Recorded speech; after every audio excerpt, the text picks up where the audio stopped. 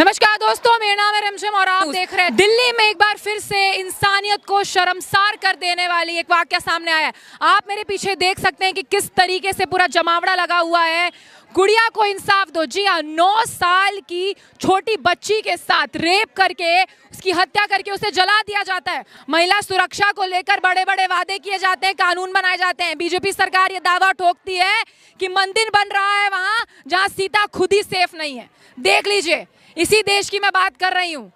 एक 9 साल की बच्ची के साथ इस तरीके का हैवानियत किया जाता है और आज हम इसी को लेकर आपको तक A to Z रिपोर्ट पहुंचाएंगे। महिला सुरक्षा को लेकर सब सवाल के घेरे में है, लेकिन राजनीति एक नंबर पक्की की जा रही है। जान जाए तो जाए, पर सत्ता नहीं जानी चाहिए। यही है इस सरकार का असली रूप। और आज हम आप तक पूरा सच्चाई उजागर करेंगे, एक विश्लेषण दिखाएंगे आपको, वो पूरा कार्यक्षेत्र दिखाएंगे जहां पे ये सब कुछ हुआ है, वो घटनास्थल भी दिखाएंगे आपको और जानेंगे लोगों की राय। चलिए कुछ लोगों से बात करते हैं और जानते हैं इस बारे में कि हमारी बेटियां ही सुरक्षित नहीं है तो हम भी सुरक्षित नहीं है। कानून बन जाएगा, लेकिन क्या ऐसी मानसिकता वाले लोगों को आप रोक पाएंगे? अपने घर में ही आजकल रेप हो जा रहे हैं।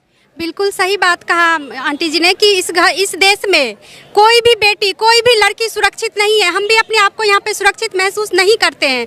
जब निर्भया का केस हुआ था, हम सब ने उस आंदोलन में भाग लिया था और सब कुछ देखा था अपनी आंखों से। तब एक उम्मीद जागी थी कि शायद भारत में लड़कियों के लिए कुछ अच्छा होने वाला है। लेकिन उसके बाद हमने देखा कि किस तरीके से एक के बाद एक घटनाएं घटती गई और आज इस नौबत तक हम आ चुके हैं। लेकिन क्या हुआ? क्या हम सुरक्षित हैं? ये सवाल आज भी हमारे सामने वही सवाल है, क्या हम सुरक्षित महसूस करते हैं? तो मैं कहूँगी नहीं, बिल्कुल नहीं महसूस करते। और ये जो देश की जो सरकारें हैं जो कहती है बेटी बचाओ बेटी पढ़ाओ का नारा लेकर आई थी, मैं उनसे ये कहना चाहती हूँ कि हर माँ बाप इसलिए बेटी नहीं बचाना चाहते हैं कि आज वो बेटी को पैदा करेंगे, कल को रोड पे जाएंगे, सड़क पे 4 साल 5 साल बाद कोई भी लड़का आकर के उसका रेप करके चला जाएगा। और ये सरकार, ये पुलिस जो है, सिर्फ जो दोषी है उन्हीं के साथ मिल करके जो पीड़ित है उनको न्याय न दे करके उल्टे उनके ऊपर उनको दबाया जाता है, उनको प्रताड़ित किया जाता है कि आप चुप रहो। अभी आप जाएंगे, वहाँ पे एक लड़की बैठी है, 7 साल की लड़की है, 3 साल पहले उनके साथ बलात्कार हुआ है और 3 साल हो चुका, लेकिन अभी तक उसका कोई मतलब न्याय नहीं मिला है। क्या वो यहीं पर बैठी हुई हैं? 7 साल की एक बच्ची के साथ बलात्कार हुआ है और उन्हें अभी तक इंसाफ नहीं मिला है। भी केस चल रहा है, बट वकील लोग ये कहते हैं गरीब लोग हैं, पैसा नहीं है उनके पास, इसलिए वो आगे नहीं बढ़ पा रहे हैं। और उनको 20 लाख रुपए देके उनको मतलब केस बंद कराने के लिए बोला। मतलब सरकार मुआवजा देकर लालच दे रही है। बिल्कुल जी, बिल्कुल। आप भी महिलाएं हैं, क्या आप अपने आप को सुरक्षित मानते हैं इस देश में? इस स्थिति में तो बिल्कुल नहीं मान सकते सेफ। हम बाहर पढ़ने नहीं जा सकते, कमाने नहीं जा सकते। क्या पता हमारे साथ कल को ऐसी चीज हो जाए। ठीक है, हमारे घर में भी छोटे छोटे बच्चे हैं और ये दिल्ली कैंट सारा आर्मी लाकर यहाँ पे ऐसी चीज होनी, मतलब इतनी सुरक्षित क्षेत्र में ये कांड हो जाना बहुत बड़ी बात है। सरकार पे सीधा प्रश्न है, महिलाएं प्रश्न उठा रही हैं। सर, पहले तो मैं आपका नाम जानना चाहूंगी। अपना नाम? मेरा नाम डॉक्टर अनिल चौहान है, मैं इंटरनेशनल ह्यूमन राइट कमीशन से हूँ। सर, आप देख सकते हैं कि एक 9 साल की बच्ची के साथ दिल्ली में दरिंदगी हुई। कितनी ऐसी और हम खबरें सुनते रहेंगे। Manisha Valmiki, Nirbhaya rape case, Priyanka Reddy, Badaun rape case, Hathras rape case, Unnao rape case. कब तक ये आगे ऐसी वारदात आती रहेंगी इस देश में? ये तब तक जब तक हमारे देश के अंदर में सख्त कानून नहीं बनेगा, सख्त और फास्ट कानून नहीं बनेगा। दूसरे देशों के अंदर में 1 हफ्ते के अंदर में जो है डिसाइड हो जाता है कि वेदर उसने किया है या नहीं किया है। नार्कोटिक्स टेस्ट करा लीजिए, चाहे दूसरे टेस्ट करा लीजिए, ये विदिन ए वीक जो है प्रोसेस हो जाता है। जब कंफर्म हो गया है कि किसने किया है तो उस पर तुरंत कार्रवाई होनी चाहिए और तुरंत उसको सजा होनी चाहिए। जैसे दूसरे देशों के अंदर में या तो उनको फांसी पर चढ़ा दिया जाता है या उनको गोली मार दी जाती है। सर, आपको पता ही होगा कि निर्भया जी की मां आशा जी ने कहा था कि एक तो हमारे देश में इतने ह्यूमन राइट्स है, मर्सी पिटीशन दाखिल कर देना, फिर सबके इंडिविजुअल ह्यूमन राइट्स हैं। इसे लेकर उन्होंने कहा था कि एक ठोस कानून आना चाहिए। इसे लेकर आप क्या कहते हैं? नहीं, बिल्कुल सख्त कानून की बहुत ज़्यादा ज़रूरत है और ये एक निष्पक्ष कानून की बहुत ज़्यादा आवश्यकता है। और इसमें जो है प्रशासन को भी बड़ी ईमानदारी से और सच्चाई के साथ निष्पक्ष होते हुए कार्रवाई करने की ज़रूरत है, क्योंकि प्रशासन जो है किसी के हाथ की कठपुतली नहीं है, वो किसी राजनीति के हाथों में चलने वाली कठपुतली नहीं है। ये लोकतांत्रिक देश है और डेमोक्रेसी है। डेमोक्रेसी के अंदर में प्रशासन को भी जो है अपनी भूमिका ईमानदारी के साथ, सच्चाई के साथ में निभानी पड़ेगी।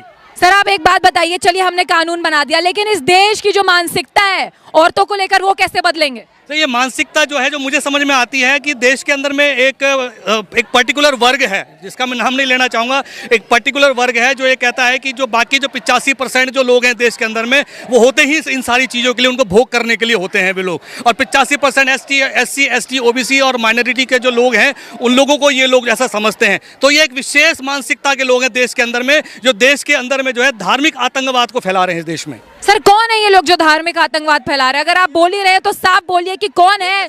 देखिए मैम कि हाथरस के अंदर जो कांड हुआ था, आप वहाँ उस विशेष वर्ग को आप जानते हैं कि वो वर्ग कौन सा था, ठीक है। और ये जो कांड हुआ है ये भी एक विशेष वर्ग है, मुझे बताने की क्या जरूरत है, ऑलरेडी सब खुल्लम खुल्ला है।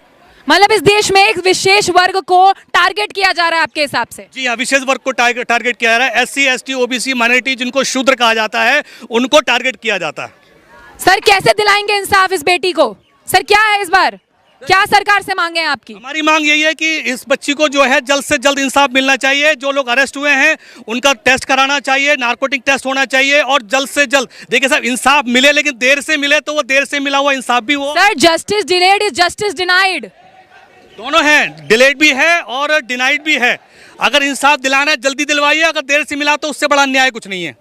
सर निर्भया को 8 साल लग गए इंसाफ दिलाने में, उसकी मां रोती रही, गाली सुनती रही उन चारों पीड़ितों के माँ बाप से। क्या आप चाहते हैं इनके परिवार के साथ भी वही हो? निर्भया केस में बहुत जल्दी एक्शन होता तो अगर हाथरस का कांड भी ना होता और ये भी कांड ना होता। अगर पहले ही इस पे सख्त और जल्दी कार्रवाई होती तो शायद इस प्रकार। अब तो ऐसा माहौल हो गया देश के अंदर में कि लोगों के बिल्कुल हौसले बुलंद हो गए कि कुछ भी करो।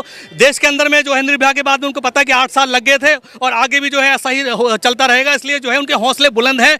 कानून का डर लोगों के अंदर से खत्म हो चुका। उसका रीजन ये है कि बहुत देरी से जो है काम हो रहा है, इसलिए बहुत फास्ट और बहुत ही स्ट्रिक्ट कानून को बनाने की और लागू करने की जरूरत है देश के अंदर। सर ये पोस्टर में क्या लिखा है? आज भी देश में निर्भया के हत्यारे जैसे लोग जिंदा हैं। आप देख लीजिए, सारे लोग ये पोस्टर लेकर खड़े हैं। मैंने पहले भी बोला था मंदिर बन रहा है वहां पे जहां पे सीता ही सुरक्षित नहीं है। क्या कर लेंगे योगी आदित्यनाथ जी?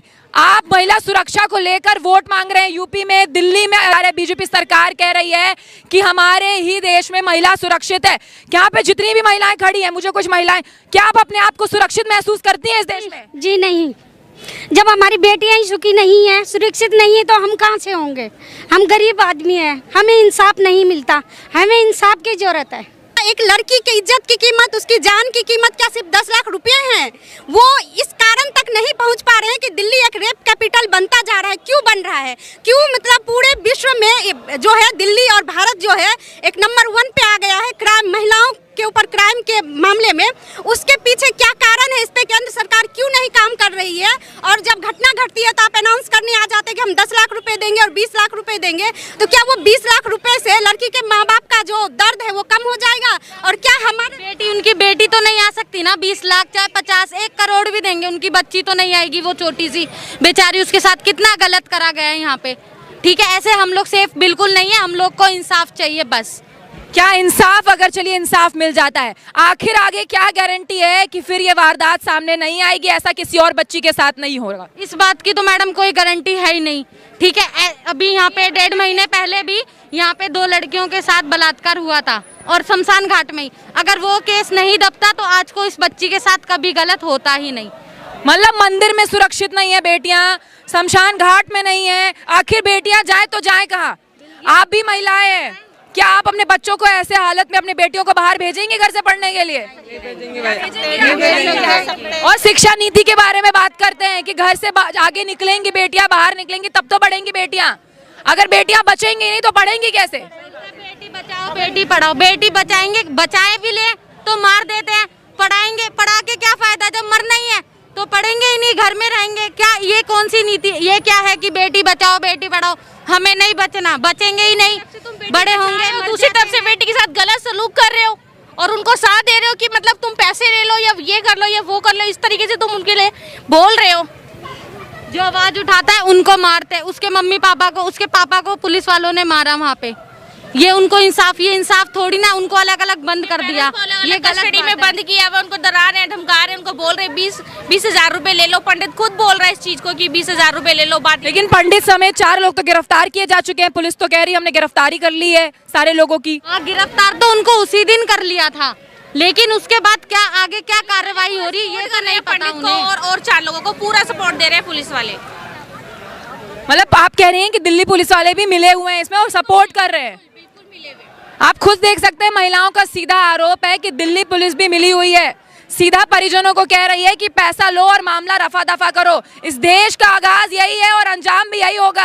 आप देख लीजिए, जहां महिला सुरक्षा को लेकर लंबे लंबे वादे किए जाते हैं, मीनाक्षी लेखी जी का ये क्षेत्र है। कहाँ है मीनाक्षी लेखी जी? आप बड़े बड़े वादे करती हैं, कहाँ हैं आप? अभी मोदी मंत्रिमंडल में आ गई हैं आप और वादे करके आ गई हैं कि हम महिला सुरक्षा को लेकर काम करेंगे। स्मृति ईरानी जी कहाँ हैं? बड़ी बड़ी जितने भी कांग्रेस और बीजेपी के नेता हैं, कहाँ हैं सब? बस आरोप प्रत्यारोप का सिलसिला चलता रहता है कि हमारे सरकार में रेप कम होते थे, आपके सरकार में ज्यादा होते हैं। ये कौन सी बात हो गई? रेप तो रेप है, चाहे आपके सरकार में हो चाहे हमारे सरकार में हो। महिलाओं को उनका इंसाफ कब देगी सरकार? और कानूनों को, कानून पे कानून बन रहे हैं। निर्भया फंड कहाँ गया? निर्भया फंड कहाँ है? आप लोगों को पता है निर्भया फंड के बारे में? निर्भया नाम से फंड एलोकेट किया जाता है, 1 रुपया महिला सुरक्षा पर नहीं दिया जाता है। निर्भया फंड को लेकर सीएजी की भी कोई रिपोर्ट नहीं आती है। आपको ये ताजा आकलन गोदी मीडिया नहीं दिखाएगा, हम बता रहे हैं आपको कि कोई भी फंड निर्भया नाम से जो एलोकेट करती है, आवंटित करती है सरकार, वो आपको नहीं मिलता है। लेकिन आपको बता दें एक बात कि अगर बेटी पढ़े लिखे नहीं तो उसके बाद ससुराल में जाके घरेलू हिंसा भी झेले, और अगर पढ़ने लिखने जाए तो इस तरीके की वारदात हो। यही है, अच्छे दिन आने वाले थे ना मोदी सरकार, यही है नया भारत। देख लीजिए, 5 ट्रिलियन इकोनॉमी अचीव कर रहे थे आप, यही है आपका नया भारत। देख लीजिए, आपको मुबारक हो आपका नया भारत। ये है नया भारत। हाथ में लेकर महिलाएं पोस्टर लेकर खड़ी हैं, इंसाफ की मांग कर रही हैं, लोग खड़े हैं। ये है नया भारत। आप सबको नया भारत में बहुत बहुत शुभकामनाएं, जो वोट दे के सरकार को सत्ता में लाती है और बाद में ऐसे ही खड़े होना पड़ता है, हमें कैंडल मार्च निकालना पड़ता है। इस देश का यही है असली रूप, आप देख लीजिए।